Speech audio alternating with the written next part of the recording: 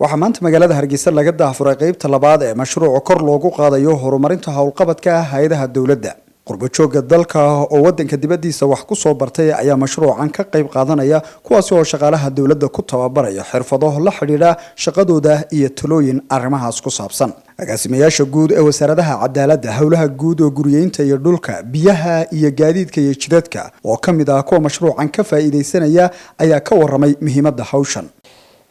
كلنا نجا قرن أهان لبدي سقيبود با أهمية جاري نوليهن إنجا وزارة أهان وح إن لو جد بونو كل واجب وايد هاي إنه نقدر كنا حرف إسكسارنا إنه تذكر شغل وينو أو حرفها أي صوبرتين إنه قد عمانة إنه نوجا باهن هاي وزارة هني إنه نلاقبتان إنه كو قرب قال الله كو قرب استعجنا وإنه باهنا هاي مشروعني هو قيمتي سي لباد ووحها مشروع المتابس السعودي oo laga kaabayay dhamaan wasaaradaha qaar ka mid ah dawladda iyo hay'adaha in lagu kaalmeeyo oo laga taageero maxay helayeen consultanada oo ka caawiyo xirfadaha qaarkood cidii u baahan haday tahay HR-ka haday tahay qaybta security haday tahay qaybta maxaa la dhahdaa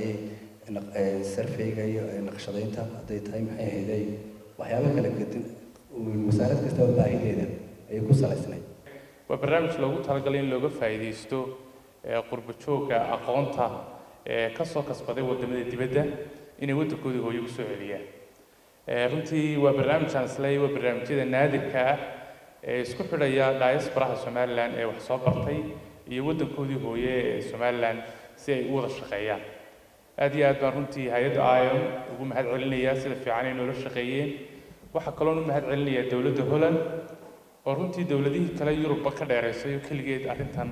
wada waxaanu ballan qaadaynaa in dadaalkii iyo wada shaqayntii wasaaradahan iyo IOM aan halkii ka sii xoojino waxyaabaha baahiyaha jira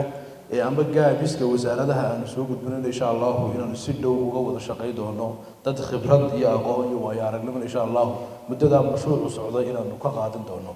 مسؤولين كسعودية هيدا IOM أو مشروعا قيب كأه أيا يجونا فاهين كبحي فإذا أرنتنا أي أولى ذا هيدا الدولة ده. مشروعا قيب السلامات هل شيء بقدوني قيب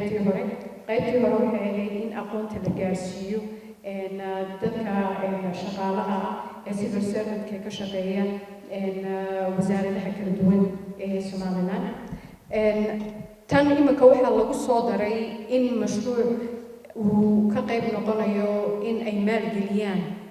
إن ذكر قربجوتي. runtii waxyaabaha aad muhiimka ah waxa weeye ownership-ka mashruucan inay leedahay dawladda Soomaaliland institutionska